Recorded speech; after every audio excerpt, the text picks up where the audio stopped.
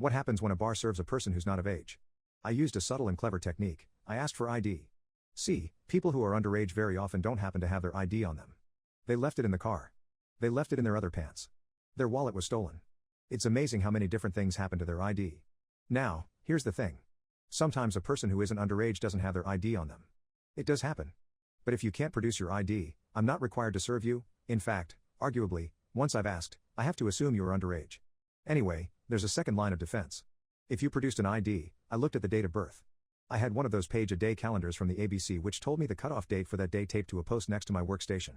If you were born after that date, you were underage. On 2 occasions, I had someone come up to the bar and place an order. I ID'd them. They tried to beg off. I held firm and refused to serve them without an ID, and then they produced their ID, which was in a nice case with a badge. They were there with the ABC checking up on compliance, and wanted to thank me for my work, and asked to see my manager. Serve someone underage, you can get a $5,000 fine, and the venue can lose its license. Refuse to serve someone who is of age but can't produce ID? The company loses a few bucks, the price of the beer they would have purchased, and you maybe lose a tip, probably not. People who don't know to carry an ID don't tend to be tippers, and maybe you get a bonus from management.